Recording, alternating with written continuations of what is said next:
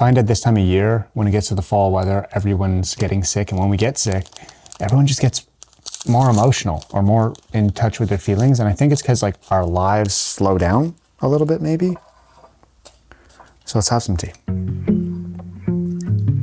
And in terms of my life slowing down, I had a little tough love conversation with my girlfriend, and it was one that really opened up both of our eyes, I find. I think I was realizing a lot of stuff that I was telling her, and I was realizing about myself. And I think that's the moments when we're the most vulnerable, is when we're opening up to share maybe how we can help others.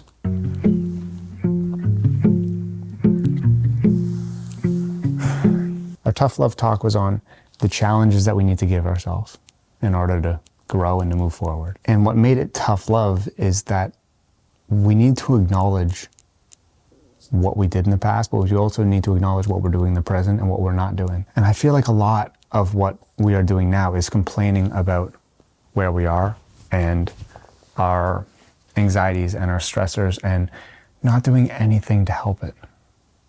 I think therapy is a great option, but it's only going to get you so far. It brings me to that phrase that's, you can lead the horse to water, but you can't make it drink, right?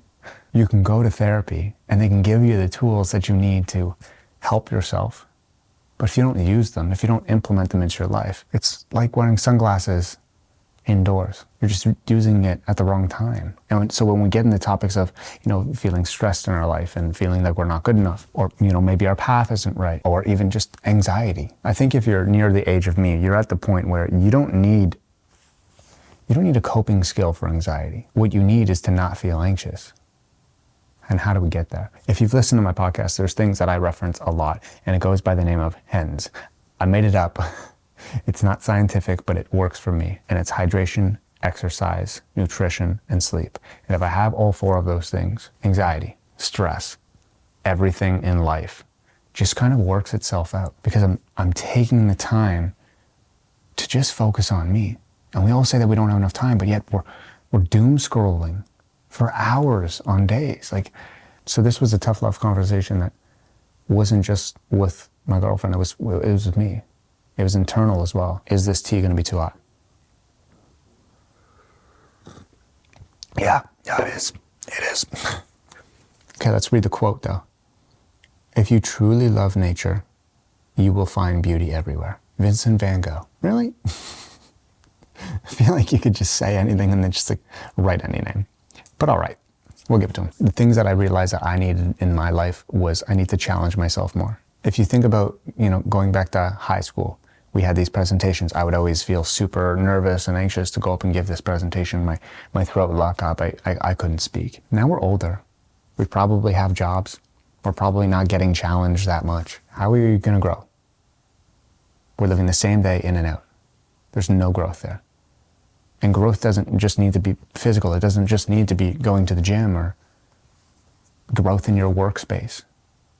When was the last time you had personal, internal growth? And that wasn't based on anyone else. So when Angelica and I were talking, we were talking about a lot of couple stuff. And it's just there's a lot of her that I don't really see anymore. She loves art. She loves snowboarding. She loves doing all of these things. And it's sad to see someone not take the time to do those things. And it's the same with me.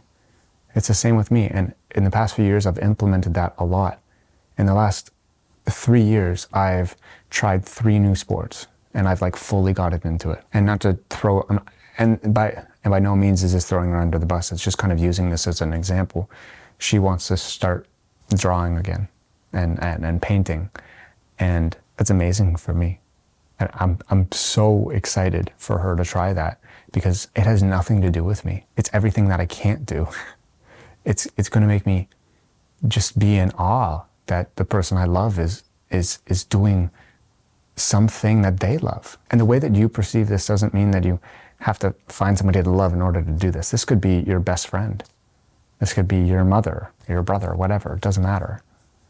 It could be you. If you want to get better, you need to challenge yourself. Sit down and do a mood board that doesn't have anything to do with the stress of work, the stress of money, any of that. Yes, they matter. I get it. I'm not trying to be, I get it. Okay, we don't need any of the easier said than done comments. But this vision board can be everything that you want to do for yourself. Maybe it could be things that you did as a child that made you really happy. And it could be simple things like HENS, you know, making sure that we get our hydration, that we get our exercise in, that we get our nutrition and our sleep in every single day. That's going to make tomorrow better. That's a challenge every single day. But why not challenge yourself to do it for 30 days? When was the last time that you ran as fast as you could? Not worrying about your heart rate or how you're going to make it back. Like, be 18 years old again. Have fun with life. Try things. Fly somewhere and not worry about how to get back.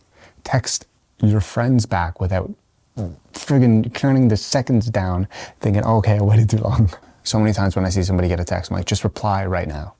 Just reply, because you're going to look at it later and then you're not going to reply because it's too late at night, and then you're going to wake up in the morning and then not reply because it's the morning and you got to take your morning slow. So then you're going to be waiting, and 2 days are going to go by. And what's going to happen in 2 days? You're going to feel guilty that you didn't reply, and then think it's too late to reply anyways, and you don't want to feel like a bad person, so you're going to ignore it and act like you never saw it. So when they text you again, you'll be like, oh my God, you texted me before. Just reply. Okay, I feel like I need a couch sit. This chair's uncomfortable.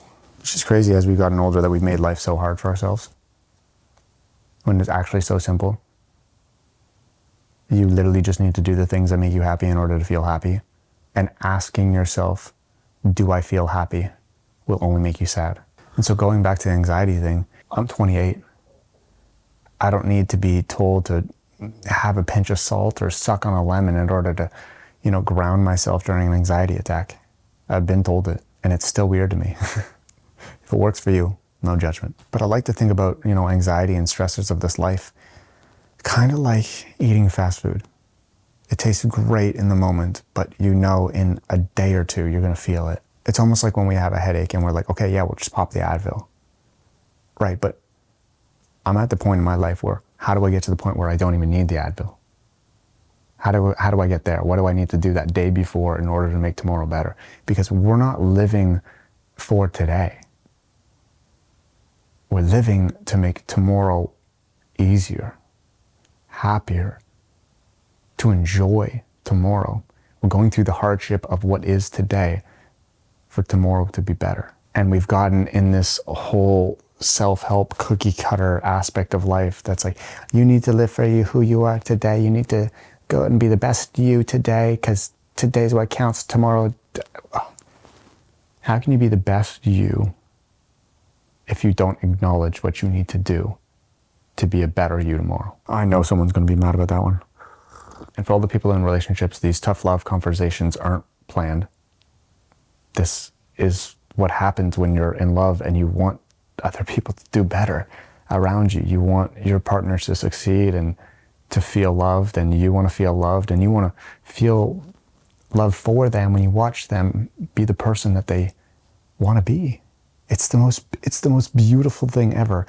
And if you've ever been in a relationship that has failed, and that had nothing to do with cheating or doing any wrongs, the reason it failed is because one of the partners lost themselves in the other. They stopped being them, and they started being one. So if you're in a relationship, look at your partner today and encourage them to be themselves. Encourage them to go out and do things that they used to do before they met you. And remind them to stop phrasing life as a what if, to stop phrasing life as a I feel like sentence. I feel like this is going to go bad. I feel like, I don't know. If you reframe your life in a positive way, you'll want to work harder at it. I'm not saying it's just going to work out magically, but you can make it work out. I truly believe that. I think we have some company. Hello, Franco. Okay, thank you very much. Put that big butt down. Get an Aussie, they said. It'd be fun, they said.